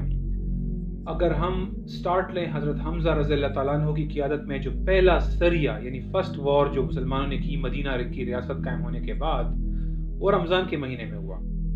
اس کے بعد اگر ہم سب سے اہم جو جنگ ہے مسلمانوں کی تاریخ کی، غزوہ بدر، وہ 17 رمضان کو ہوا، جس میں ہم نے قریش کی تقریباً اہم کریم جو تھی اس کا ایک بڑا سیکشن اڑا دیا تھا۔ خندق کی تیاری ہو، وہ خندق جو کہ 14 فٹ گہرا، 28 فٹ چوڑا اور ایک 5 کلومیٹر تھا، یہ ہم نے رمضان کے مہینے میں کھودا تھا۔ ہم نے بازنطینیوں کے خلاف جو تبوک کی لڑائی تھی، جس میں 30,000 مسلمان تھے اور جس میں کفار مقابلہ کرنے کی ہمت ہی نہیں کر سکے تھے، یہ بھی ہم نے رمضان کے مہینے میں کیا تھا۔ اگر اموریہ کی فتح ہو جو معتصم باللہ خلیفہ کی قیادت میں ہوا، یہ بھی رمضان کے مہینے میں ہوا۔ اگر 7 رمضان کو راجہ داہر کا سر کاٹنا ہو تو یہ رمضان کے مہینے میں ہوا تھا۔ آج کے راجہ داہر کا سر کاٹنا بھی باقی ہے۔ نور الدین زنگی نے صلیبیوں کو شکست دی اور حرم کا شہر واپس لیا رمضان کے مہینے میں۔ اندلس ہم نے فتح کیا رمضان کے مہینے میں۔ میڈیٹرینین میں روڈز کی فتح ہم نے حاصل کی رمضان کے مہینے میں 53 ہجری میں۔ اسی رمضان میں جنوبی فرانس کو ہم نے فتح کیا 103 ہجری میں۔ اسی رمضان میں ہم نے منگولوں کو شکست دی، تاتاریوں کو، عین جالوت کے مقام پر، یہ بھی رمضان کے مہینے میں ہوا۔ لیکن آج جب ہم دیکھتے ہیں، اگر ہم کشمیر دیکھیں، اگر ہم برما دیکھیں، اگر ہم فلسطین دیکھیں، اگر ہم مشرقی ترکستان دیکھیں، شام یا یمن کے حالات ہمارے سامنے ہیں، عراق کے حالات ہمارے سامنے ہیں، ہم نہ رمضان میں کوئی فتح حاصل کر پا رہے ہیں، نہ رمضان کے بعد کوئی فتح حاصل کر پا رہے ہیں۔ تو ذرا آئیں دیکھتے ہیں کہ آخر وہ کون سی طاقت ہے جس سے مسلمان ہمیشہ جیتتے رہے ہیں، اور آج وہ کون سی طاقت مسنگ ہے ہمارے حکمرانوں کے پاس، ہماری افواج کی قیادتوں کے پاس، جس کے باعث ہم آج نہیں جیت پا رہے۔ ہم شکست پر شکست کھا رہے ہیں، لیکن فتح ہمارا راستہ نہیں دیکھ رہی۔ تھوڑا سا میں فکری نقطے کی طرف جاؤں گا۔ دیکھیں، ہر شخص یا قوم جب وہ اپنے اہداف حاصل کرتی ہے، جب اپنے ایکشنز کرتی ہے، تو اپنی طاقت کے بل بوتے پر کرتی ہے، طاقت کے بل بوتے پر کرتی ہے۔ اور یہ طاقت 3 قسم کی ہے۔ جو پہلی طاقت ہے وہ مادی طاقت ہے۔ مادی طاقت جو ہے یہ وہ طاقت ہے جس کو میں اگر کہوں کہ 3rd 4th 5th جنریشن جہاز ہیں ہمارے پاس، بیلسٹک کروز میزائل ہیں، ایٹامک ویپنز ہیں، سب میرین ہیں، آرٹلری ہیں، ٹینکس ہیں، گنز ہیں، بم ہیں، یہ سب مٹیریل پاور ہے۔ عام طور پر ویسٹ اسی پاور پہ بھروسہ کرتا ہے، اسی پاور کی بنیاد پر لڑتا ہے اور اسی طاقت کی بنیاد پر غلبہ حاصل کرنے کی کوشش کرتا ہے، اپنے مفادات حاصل کرتا ہے، اپنے استعماری ٹارگٹ حاصل کرتا ہے۔ لیکن یہ طاقت جو ہے، یہ جو میں بھی 3 طاقتیں ڈسکس کروں گا، اس میں سب سے کمزور طاقت ہے۔ یہ طاقت ڈیپینڈ کرتی ہے آپ کی پرسیپشن پہ کہ آپ اپنی طاقت کو کتنا ایسیس کرتے ہیں. یہ ریئل پہ نہیں ڈیپینڈ کرتا. the way you assess, the way you perceive کہ آپ کی طاقت کتنی ہے. تو بس اگر آپ طاقت کے زور پہ لڑتے ہیں، صرف میٹیریل طاقت پہ، مادی طاقت پہ، تو پھر دشمن کے پاس ایک ٹینک زیادہ ہے تو پھر آپ کو نہیں لڑنا چاہیے. دشمن کے پاس 2 فوجی زیادہ ہیں پھر آپ کو نہیں لڑنا چاہیے. دشمن کے پاس 5th جنریشن جہاز ہے، آپ کے پاس 4th جنریشن ہے تو پھر آپ کو نہیں لڑنا چاہیے. دشمن کے پاس آپ سے بہتر ٹینک ہے، BVR میزائل ہیں ان کے پاس anti ballistic missile defence system ان کے پاس موجود ہے، کروز میزائل ڈیفنس سسٹم موجود ہے، تو پھر آپ نہیں لڑ سکتے. بات ختم ہو جاتی ہے یہاں پہ. یہ جو معیار ہے کہ مادی طاقت کا کوئی ایکویشن، جیسے کہ کوئی اسٹیٹسٹک ہو، اسٹیٹسٹیکل کمپیریزنز ہوتے ہیں اور اس کی بیس پہ دنیا میں سب سے بڑی طاقت یہ ہے، دوسرے نمبر پر یہ ہے، تیسرے نمبر پر یہ ہے. یہ جو طاقت کا معیار ہے، یہ مادی طاقت کا، یہ بنیادی طور پر ویسٹرن بلیف ہے، ویسٹرن آئیڈیا ہے، اور وہ اس کی بنیاد پر اپنی طاقت کاؤنٹ کرتے ہیں، اور اس کی بنیاد پر جب ان کو لگتا ہے کہ دشمن کے پاس طاقت کم ہے تو پھر اٹیک کرتے ہیں. اگر ان کو لگتا ہے کہ ان کے پاس مقابلے میں جو دشمن ہے اس نے کوئی اتحاد بنا لیا ہے، اب ان کی طاقت بڑھ گئی ہے تو پھر نہیں لڑنا چاہیے. لیکن جیسے میں نے کہا، یہ سب سے کمزور طاقت ہے. اس کے مقابلے میں جو دوسری طاقت ہے اس کو ہم مانوی طاقت کہتے ہیں. مانوی طاقت بیسیکلی ڈگنیٹی، جو غیرت کی طاقت ہوتی ہے، جو انتقام کی طاقت ہوتی ہے، جو آزادی کی طاقت ہوتی ہے. یہ اس کی مثالیں ہیں. جب ایک قبائلی جذبہ ہوتا ہے اس کے تحت لوگ لڑتے ہیں، جب غیرت میں لڑتے ہیں، جب وہ آنر کے لیے لڑتے ہیں، جب وہ لڑتے ہیں انتقام کے لیے، جب وہ قبضہ چھڑانے کے لیے لڑتے ہیں، آزادی کے لیے لڑتے ہیں، یہ جب جذبہ آپ کے اوپر ڈومینیٹ کرتا ہے تو آپ صرف 2+2=4 نہیں کرتے، آپ میتھمیٹکس نہیں کرتے، آپ اسٹیٹسٹکس نہیں کرتے. اگر طاقت کم ہے تو آپ اس سے تھوڑا بڑھ کر جاتے ہیں. اگر طاقت کم ہے تو آپ حاصل کرتے ہیں. اگر طاقت کم ہے آپ حاصل کرتے ہیں، لیکن آپ کا یہ جذبہ ہے یہ آپ کو مجبور کرتا ہے کہ اپنے آپ کو تیار کریں اور اپنی غیرت کے لیے، اپنے آزادی کے لیے، اپنی انتقام کے لیے، اپنے قبائلی جذبے کے لیے ہم لڑیں. تو یہ طاقت مادی طاقت سے زیادہ ہے، کیونکہ اس میں آپ کم ہتھیاروں سے بھی زیادہ بڑے دشمن سے لڑ لیتے ہیں. اس کی اچھی مثال تامل ٹائیگرز ہیں. اس کی مختلف مثالیں آپ کو مل جائیں گی، جیسے کہ ہندوستان میں مرہٹے تھے، غیرت کے نام پہ مختلف قبائل غیرت کے نام پہ لڑتے ہیں، اور وہ اپنے مادی طاقت سے بڑھ کے لڑتے ہیں. اس لیے ویسٹ بھی اس کو ایک حد تک انڈرسٹینڈ کرتا ہے. اس لیے وہ اپنی افواج کو خالی مادی طاقت تک ریسٹرکٹ نہیں کرنا چاہتا، اور وہ انہیں کہتا ہے آپ دھرتی ماں کے لیے لڑ رہے ہو، اپنے لوگوں کے لیے لڑ رہے ہو، یہ آپ کے لیے خوبصورت وطن کے لیے لڑ رہے ہو. وہ اس کو ایک سٹیپ آگے، صرف طاقت سے نہیں لڑاتے، ان کو ایک سٹیپ آگے لے جا کر مانوی طاقت ان کو دینے کی کوشش کرتے ہیں تاکہ اس کی بنیاد پر لوگ اپنی مادی طاقت سے بڑھ کے لڑ سکیں. اس کے مقابلے میں جو تیسری طاقت ہے وہ روحانی طاقت ہے. اور روحانی طاقت یہ ہے کہ آپ کو رب الکائنات، 7 زمینوں اور 7 آسمانوں کے رب کے ساتھ جو آپ کا لنک ہے، جو آپ کا ربط ہے، جو آپ کا تعلق ہے، اس کی بنیاد پر لڑنا، رب کے حکم کی بنیاد پر لڑنا، رب کے بھروسے پہ لڑنا، رب کے توکل پہ لڑنا، یہ جانتے ہوئے کہ یہ رب مشرق کا بھی مالک ہے، مغرب کا بھی مالک ہے، ایک ایٹم کا بھی مالک ہے، کہکشاؤں کا بھی مالک ہے، آپ کی ایک آنکھ کا بھی مالک ہے، آپ کی جان کا بھی مالک ہے، آپ کے رزق کا بھی مالک ہے، اور یہ پوری کائنات کا مالک ہے، اور اس کے ارادے کے بغیر ایک پتا بھی نہیں ہل سکتا. جو آپ اس سوچ سے لڑتے ہیں تو یہ روحانی طاقت ہوتی ہے.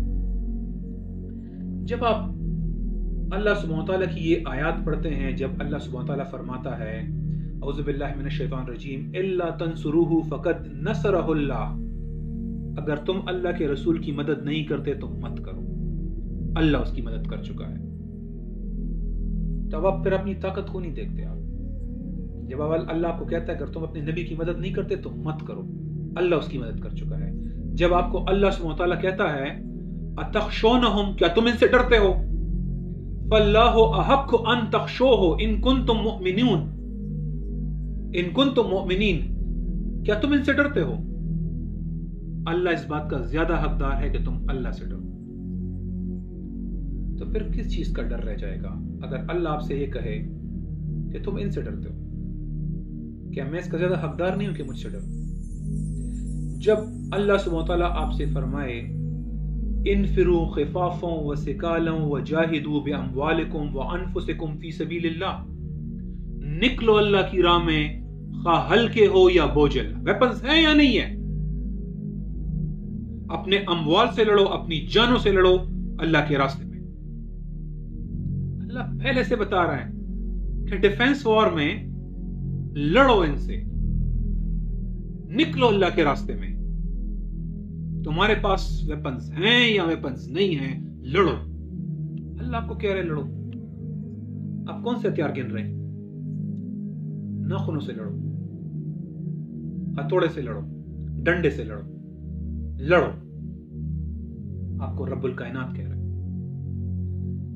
जब आप पढ़ते हैं कुरान पाक में और सूरह निसा आयत 75-76, जिसमें अल्लाह सुब्हानहू तआला फरमाता है आखिर क्या वजह है कि तुम अल्लाह की राह में उन बेबस मर्दों और औरतों के लिए ना लड़ो जो कमजोर पाकर दबा लिए गए हैं और फरियाद कर रहे हैं कि ए अल्लाह हमको इस बस्ती से निकाल जिसके बाशिंदे जालिम हैं और अपनी तरफ से हमारा कोई हामी मददगार मुकर्रर फरमा। क्या एक्सक्यूज रह जाएगा आपके पास बहैसियत अफवाज के कमांडर के कि आप ना लड़ें? और जब अल्लाह सुब्हानहू तआला आपसे फरमाए कि ए लोगों जो ईमान लाए हो, तुम्हें क्या हो गया है कि तुम जब तुमसे अल्लाह की रास्ते में निकलने के लिए कहा जाता है तो तुम जमीन से चिमट कर रह जाते हो? क्या तुमने आखिरत के मुकाबले में दुनिया की जिंदगी को पसंद कर लिया है? और अगर ऐसा है तो तुम्हें मालूम हो कि सारी दुनिया का साजो सामान और सब कुछ आखिरत के मुकाबले में बहुत तोड़ा निकलेगा। क्या एक्सक्यूज आपके पास रह जाएगा? अब आप वेपन्स पे नहीं लड़ रहे हो, अब आप गैरत पे नहीं लड़ रहे हो, आप अल्लाह के इंस्ट्रक्शन पे लड़ रहे हो, अल्लाह के कमांड पे लड़ रहे हो। और जब आपको अल्लाह ये भी बता रहा हो कि या अय्युहल्लज़ीना आमनू इन तंसुरुल्लाह यंसुरुकुम व युसब्बित अक़दामकुम, अगर ए ईमान वालो तुम अल्लाह के दीन की मदद करोगे तो वो तुम्हारी मदद करेगा और तुम्हारे कदम जमा देगा, मजबूत जमा देगा। किस चीज का खौफ है? तुम अल्लाह के दीन की मदद करो, अल्लाह तुम्हारी मदद करेगा। और जब आपको सूरह इमरान में अल्लाह सुब्हानहू तआला फरमाए कि अगर तुम अपने घरों में भी हो, अगर तुम अपने घरों में भी हो तो जिन लोगों की मौत लिखी हुई है वो खुद अपने कत्लगाहों की तरफ आ निकलेंगे। क्या एक्सक्यूज रह जाएगा? किस मौत का डर है आपको? उसका वक्त आएगा तो कोई नहीं रोक सकता। अगर अल्लाह सुब्हानहू तआला आपको यह फरमाए कि अगर अल्लाह तुम्हारी मदद करेगा तो तुम पर कोई गालिब नहीं आ सकेगा, और अगर उसने तुम्हारी मदद छोड़ दी तो फिर ऐसा कौन है जो उसके बाद तुम्हारी मदद कर सके? और मुसलमानों को सिर्फ अल्लाह पर ही भरोसा करना चाहिए। और जब अल्लाह सुब्हानहू तआला आपको फरमाए अल्लाहु ला इलाहा इल्ला हुवा व अलल्लाहि फल्यतवक्कलिल मुमिनून, अल्लाह ही है, उसके सिवा कोई माबूद नहीं है और ईमानदारों को अल्लाह ही पर भरोसा करना चाहिए। कहां पे तवक्कुल होगा? वेपन्स पे नहीं, अल्लाह पे। करने वाली जात अल्लाह की जात है।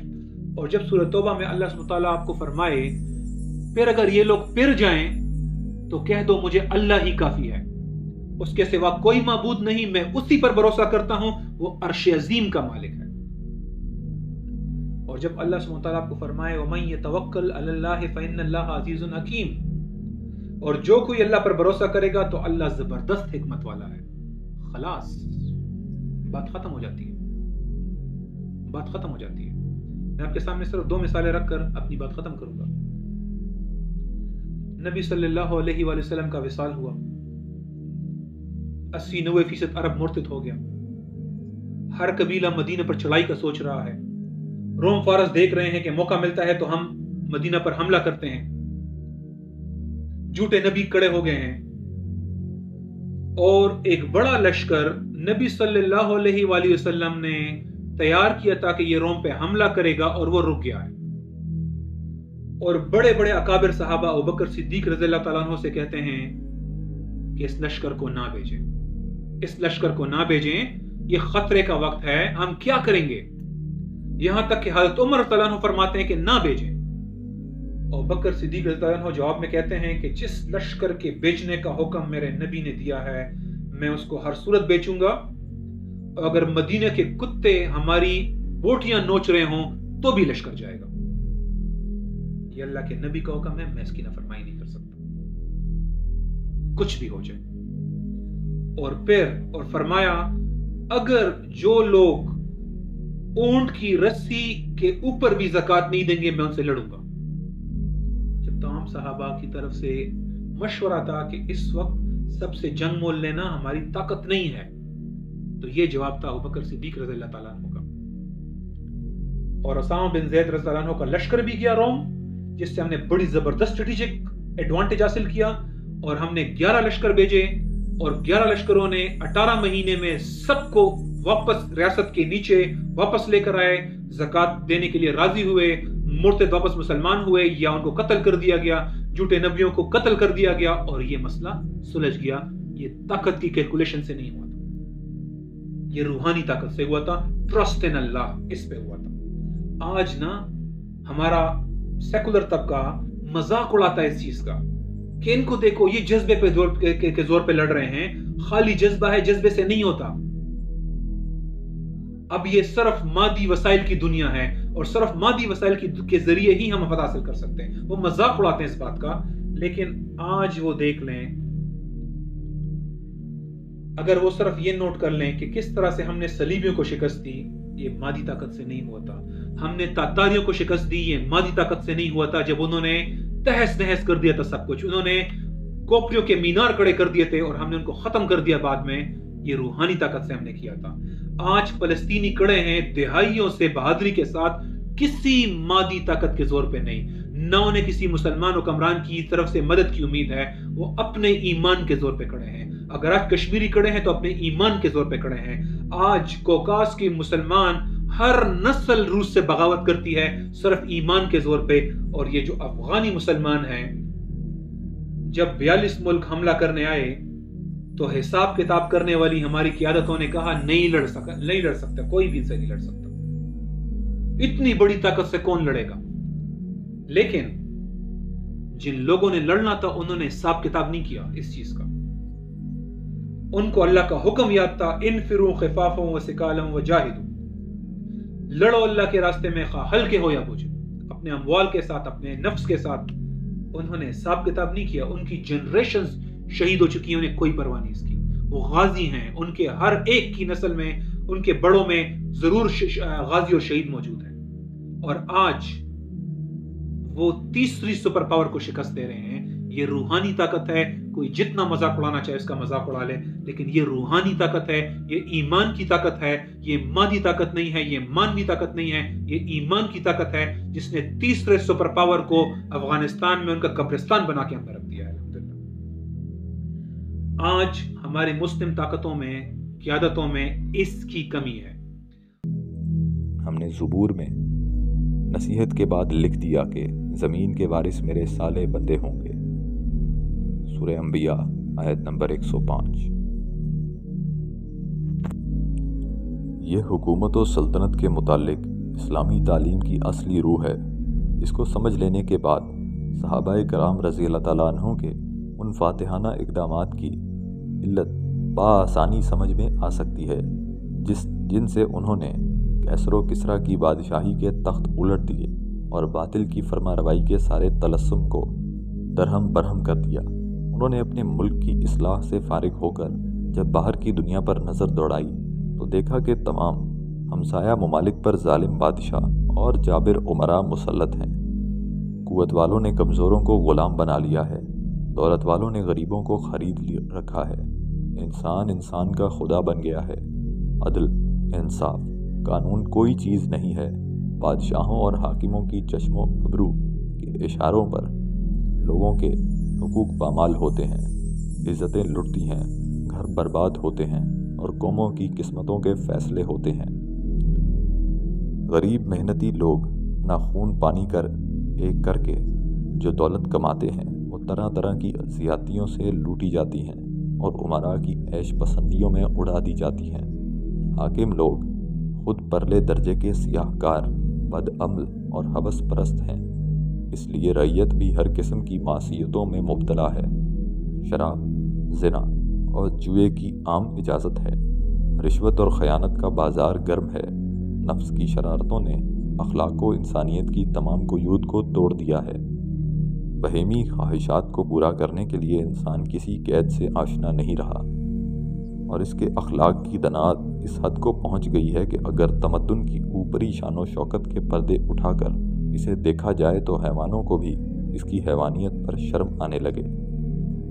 انسانی برادری کو اس ذلیل حالت میں مبتلا دیکھ کر صالحین کی وہ سرفروش جماعت اصلاح کے لیے کمر بستہ ہو گئی۔ پہلے اس نے واعظ و تذکیر سے کام لیا اور کسر ملی عجم، کیسر روم اور مقوقس مصر کو دعوت دی کہ اسلام کے قانون عدل و حق پرستی کو اختیار کریں۔ جب انہوں نے اس دعوت کو رد کر دیا تو پھر مطالبہ کیا کہ حکومت و فرمانروائی کی مسند کو ان لوگوں کے لیے خالی کر دیں جو اس کے اہل ہیں، مگر جب اس مطالبے کو بھی رد کر دیا گیا اور اس کے جواب میں تلوار پیش کی گئی تو مٹھی بھر انسانوں کی اس بے سر و سامان جماعت نے اٹھ کر بیک وقت دو عظیم الشان سلطنتوں کے تختے الٹ دیے اور سرحد ہندوستان سے لے کر شمالی افریقہ تک جو لوگ ان کے ظلم سے پامال ہو رہے تھے ان سب کو یکلخت آزاد کر دیا۔ تمہیں اختیار ہے کہ ان کے اس فعل کو جہانگیری سے تعبیر کرو یا زیادتی اور تعدی قرار دو، مگر تاریخ کے اس بیان کو تم نہیں جھٹلا سکتے کہ ان کی حکومت نے ان قوموں کو اس پستی سے نکالا جس میں وہ گری ہوئی تھیں، انہیں مادی، اخلاقی اور روحانی ترقی کی معراج پر پہنچایا، اور جو ملک تہذیب و تمدن کے لیے بالکل بنجر ہو گئے تھے ان میں نئے سرے سے نمو اور رویدگی کی وہ قوتیں پیدا کیں کہ آج تک عالم انسانی میں ان کے گلزار کی مہک باقی ہے۔ قوم پرستی کا مذہب تو شاید یہی فیصلہ کرے کہ ایران اور روم چاہے مٹ جاتے مگر عرب کو ان پر حملہ کرنے کا حق نہیں تھا، لیکن صداقت کا مذہب یہ کہتا ہے کہ انہوں نے اس طرح انسانیت کی سب سے بڑی خدمت انجام دی، اور در حقیقت یہ دنیا کی بدقسمتی تھی کہ اس کا ایک بڑا حصہ اس جماعت کی خدمت سے محروم رہ گیا جس سے زیادہ صالح جماعت سورج کی آنکھ نے زمین کے چہرے پر کبھی نہیں دیکھی۔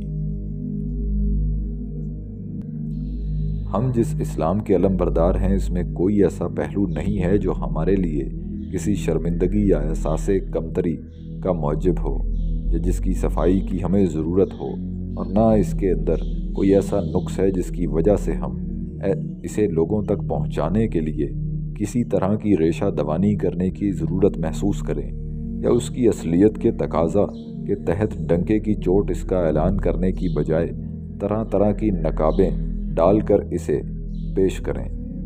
دراصل یہ روگ مغرب اور مشرق میں پھیلے ہوئے جاہلی نظاموں سے روحانی اور نفسانی شکست کھا جانے والی کی وجہ سے بعض مسلمانوں کو لاحق ہو گیا ہے، اور وہ انسانی قوانین کے اندر ایسے پہلو پیش تلاش کرنے میں لگے رہتے ہیں جس سے وہ اسلام کی موافقت اور تائید کر سکیں، یا وہ جاہلیت کے کارناموں کے اندر ان باتوں کی ٹوہ کرتے رہتے ہیں جن سے یہ دلیل فراہم کر سکیں کہ اسلام نے بھی یہ کام کر دکھائے ہیں۔ جو شخص اسلام اور اس کی تعلیمات کی صفائی کی ضرورت محسوس کرتا ہے یا معذرت خواہانہ ذہنیت رکھتا ہے تو ایسا شخص ہرگز اسلام کی صحیح نمائندگی نہیں کر سکتا، بلکہ یہ وہ بے وقوف دوست ہے جو خود تو اس بودی اور کھوکھلی جاہلیت سے مروب و مغلوب ہو چکا ہے جو تضاد سے بھری ہوئی ہے اور نقائص سے جس کا جسم داغ داغ ہے، مگر وہ کم کوش بایاں ہمہ الٹا جاہلیت کے لیے جواز فراہم کرتا ہے۔ یہ حضرات اسلام کے دشمن ہیں اور اسلام کی خدمت کی بجائے اسے ضعف پہنچاتے ہیں، بلکہ دوسروں کو بھی مجبور کرتے ہیں کہ وہ ان کی ظاہر خائیوں کا سدباب کریں۔ ان کی باتیں سن کر یوں محسوس ہوتا ہے کہ اسلام مجرموں کے کٹہرے میں کھڑا ہے اور اپنا دفاع کرنے پر اپنے آپ کو مجبور پاتا ہے۔ ایمان کی حکمرانی ارشاد باری ہے، دل شکستہ نہ ہو، غم نہ کرو، تم ہی غالب رہو گے اگر تم مومن ہو۔ سورہ آل عمران آیت نمبر 139۔ ایمان باللہ کا ہماگیر اصطلاح۔ اس آیت سے بظاہر جو مفہوم متبادر ہوتا ہے وہ یہ ہے کہ اس میں اللہ کی طرف سے جو ہدایت دی گئی ہے اس کا تعلق صرف اس جہاد سے ہے جس میں قتال ہوتا ہے، لیکن اس ہدایت کی اصل روح اور اس کا دائرہ اپنے پورے پس منظر اور محرکات و اسباب کی روح سے قتال کی مخصوص حالت سے کہیں زیادہ وسیع اور جامع ہے۔ یہ ہدایت دراصل اس دائمی کیفیت کا نقشہ پیش کرتی ہے جو ہر آن مومن کے احساسات و اعصاب پر، مومن کے ذہن و فکر پر اور اشیاء و اشخاص اور واقعات و اقدار کے بارے میں مومن کے نقطۂ نظر پر حاوی رہنی چاہیے۔ باللفاظ دیگر یہ ہدایت نفسیاتی تفوق و استیلاء کی اس حالت کی نشاندہی کرتی ہے جس پر مومن کو ہمیشہ قائم رہنا چاہیے، خواہ کیسی ہی دعوت اور کیسے ہی حالات سے اس کا مقابلہ ہو، کیسے ہی لوگ اس کی راہ میں حائل ہوں اور کیسی ہی اقدار اور پیمانوں کے خلاف وہ نبرد آزما ہو۔ ایمان کی یہ بلندی اور بالاتری ان تمام اقدار کے بارے میں ظاہر ہونی چاہیے جو چشمہ ایمان کے سوا کسی اور ماخذ و منبع سے ماخوذ ہوں۔ دنیا کی ان طاقتوں کے بارے میں بھی جو شاہراہ ایمان سے منحرف ہیں، اور ان دنیاوی پیمانوں کے بارے میں بھی جو شجر ایمان سے نہیں پھوٹے۔ اسی طرح اس کا اظہار دنیا کی ان روایات کے بارے میں بھی ہونا چاہیے جو ایمان کے رنگ میں نہیں رنگی گئی ہیں، اور دنیا کے ان قوانین و ضوابط کے بارے میں بھی جن کی ساخت ایمان کے ہاتھوں نہیں ہوئی ہے۔ ایمان کی یہ کیفیت ان تمام نظام حیات کے بارے میں بھی نمایاں ہونی چاہیے جن کا خمیر بصیرت ایمانی نے تیار نہیں کیا ہے۔ اس کا عکس مادی کمزوری، عددی قلت اور ناداری میں بھی نظر آنا چاہیے، اور مادی طاقت، عددی کثرت اور خوشحالی کی حالت میں بھی ایمان کی طاقت بڑی سے بڑی سرکش اور منحرف طاقت سے بھی مات نہیں کھاتی، اور نہ کسی معاشرتی روایت اور باطل قانون کے آگے گھٹنے ٹیکنا جانتی ہے۔ یہ کسی ایسے نظام کے آگے سر تسلیم خم بھی نہیں کر سکتی جو چاہے لوگوں میں کتنا ہی ہر دل عزیز ہو مگر نور ایمان سے محروم ہو۔ جہاد کے دوران میں ثابت قدمی اور پامردی اور صف شکنی کا مظاہرہ ایمانی قوت کے ان مختلف مظاہر میں سے صرف ایک کیفیت ہے جو اللہ تعالیٰ نے آیت مذکورہ کے اندر بیان فرمائی ہے۔ ایمان کی بدولت پیدا ہونے والی طاقت اور قدرت محض ایک وقتی عزم اور ارادے کا نتیجہ نہیں ہوتی، نہ یہ کسی عارضی جذبے کے تحت بھڑک اٹھنے والی نخوت و حمیت کا کرشمہ ہے، اور نہ کسی ہنگامی جذبے کا کمال ہے، بلکہ یہ طاقت و تفوق ایک ابدی کیفیت ہے اور اس غیر متزلزل اور دائمی حق پر مبنی ہے جو کائنات کی فطرت کے رگ و پے میں سمایا ہوا ہے، اور جو طاقت کی منطق، ماحول کے تصور، معاشرے کی اصلاح اور انسانی عرف سے زیادہ پائیدار اور طاقتور ہے، کیونکہ وہ اس زندہ خدا سے مربوط ہے جسے فنا نہیں ہے۔ ایمانی قوت کے اثرات: معاشرے پر کچھ افکار و نظریات کی حکمرانی ہوتی ہے، کچھ ہماگیر روایات کا چلن ہوتا ہے جن کی پشت پر اس کا سخت گرا نہ دباؤ اور مضبوط معاشرتی زنجیریں ہوتی ہیں۔ یہ حالات اس شخص کے لیے ناقابل برداشت ہوتے ہیں جسے کسی طاقتور ہستی کی پناہ نہ حاصل ہو، اور جو بغیر کسی مضبوط سہارے کے معاشرے کو چیلنج کرتا ہے۔ غالب افکار اور نظریات کے اپنے مخصوص اثرات اور تقاضے ہوتے ہیں جن سے اس وقت تک چھٹکارا پانا دشوار ہوتا ہے جب تک کسی ایسی اعلیٰ و عرفہ حقیقت سے انسان کا رشتہ استوار نہ ہو جائے جس کی پناہ میں آ جانے کے بعد یہ تمام افکار و نظریات اسے پرے کاہ نظر آنے لگیں، اور جب تک کسی ایسے نظریے سے طاقت حاصل نہ کی جائے جو ان افکار و نظریات کے ماخذ سے بالادست، بااثر اور زیادہ قوی و قادر ہو، جو شخص معاشرے کے عام بہاؤ کے مخالف رخ پر کھڑا ہو جاتا ہے، معاشرے کی حکمراں منطق کو چیلنج کرتا ہے، معاشرے کے عرف عام اس کے مروجہ قوانین و اقدار اور افکار و نظریات اور اس کی گمراہیوں اور کج رویوں کے خلاف نبرد آزما ہوتا ہے، وہ جب تک کسی ایسی ہستی کا سہارا نہیں لے گا جو انسانوں سے زیادہ قوی، پہاڑ سے زیادہ اٹل اور زندگی سے زیادہ عزیز ہو، تو اسے نہ صرف اپنی ناتوانی کا شدید احساس ہوگا بلکہ اس بھری پوری دنیا میں وہ اپنے آپ کو بالکل اجنبی اور بےکس بھی پائے گا۔ اس لیے اللہ تعالیٰ کی شفیق و رحیم ذات مومن کو اس طرح میدان میں نہیں اتار دیتی کہ وہ یکا یک اور تنہا معاشرے کا دباؤ سہتا رہے، اس کے بوجھ تلے کراہتا رہے، رنج و ملال اور بے بسی میں گھرا رہے، بلکہ اس کی طرف سے مومن کو یہ پیغام جاں پہنچتا ہے کہ اور دل شکستہ نہ ہو اور غم نہ کرو، تم ہی غالب رہو گے بشرط یہ کہ تم مومن ہو۔ سورہ آل عمران آیت نمبر 139۔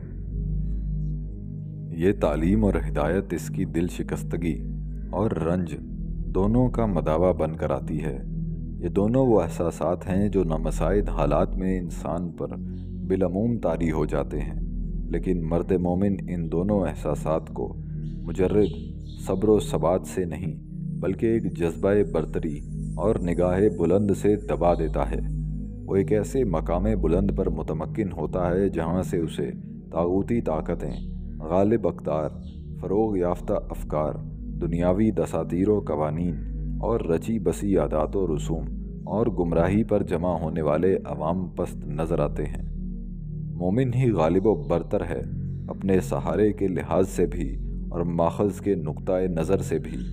اس کے نزدیک ملک و سلطنت کوئی وقت رکھتے ہیں، نہ بڑی بڑی شخصیتیں کوئی قدر و قیمت رکھتی ہیں۔ مقبول عام اقدار و معیارات جنہیں ملک کے اندر عروج حاصل ہے، اس کی نگاہ میں ہیج ہیں۔ عوام میں مقبول اور مروج نظریے اور خیالات اسے خیرہ نہیں کر سکتے۔ اس لحاظ سے وہ اعلیٰ ترین ہستی ہے۔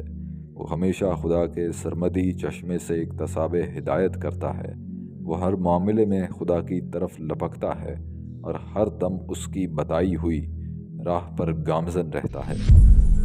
دیکھیں، بات یہ ہے کہ وہ پرندے جو پنجرے میں پیدا ہوں اور پنجرے میں پلے بڑھیں، ان کو جب کوئی کہے نا کہ باہر بڑی کھلی ہوا ہے، اس میں آپ اڑو گے، آپ جو ہے آپ کو کوئی چیز نہیں روک سکتی، یہاں تو آپ اڑ بھی نہیں سکتے ہو، تو پرندہ وہ سوچے گا کہ میں اس پنجرے سے، جس نے زندگی پنجرے میں پیدا ہوا، پنجرے میں پلا پڑا ہو، اس کو لگے گا کہ میں جیسے ہی پنجرے سے باہر نکلوں گا تو میں سیدھا نیچے گروں گا، میری ٹانگیں ٹوٹ جائیں گی اور یہ شکاری پرندے آ کر مجھے ہڑپ کر جائیں گے۔ اس کو اس بات سے ڈرایا جاتا ہے، اسے یہ پاگل پن لگتا ہے، اسے لگتا ہے کہ یہ ایلوژن ہے، اسے لگتا ہے کہ یہ امپاسبل ہے، حالانکہ اس پرندے کی اصل جگہ یہ کھلی ہوا ہے، یہ پنجرہ نہیں۔ اور ان کو یہ صبح شام یہی بتایا گیا ہے کہ یہ پنجرہ ہماری جان ہے، آن ہے، اس کے اوپر یہ جو کپڑے کا ٹکڑا ہے یہ مقدس ہے اور اس نے ہمیں بچایا ہے، اس نے ہمیں سب کچھ دیا ہے، حالانکہ کھلی ہوا اس کی ہے۔ ہمارے باپ دادا ان ویز اور پاسپورٹوں کے چکروں میں جاتے تھے، کے ذریعے حج کرتے تھے۔ یہ ایک بس سروس جو ہے بغداد سے جا کے فلسطین، شام اور ادھر آتی تھی، مدینہ آیا کرتی تھی، شام سے مدینہ تک ٹرین سروس چلا کرتی تھی۔ ہم نے یہ ساری 80-90 سال کی پیداوار ہے، ہمارے ذہنوں پہ سوار کر دیا انہوں نے ہمیں۔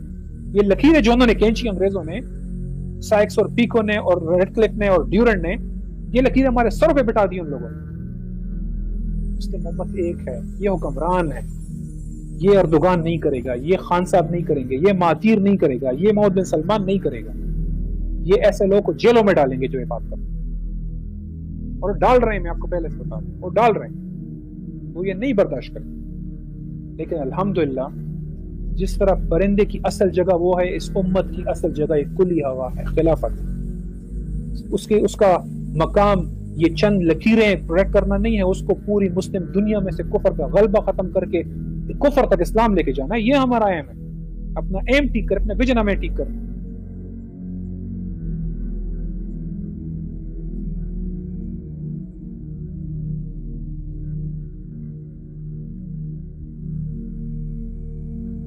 fleas are placed inside the jar and the lid is then sealed. They are left undisturbed for 3 days. Then, when the jar is opened, the fleas will not jump out.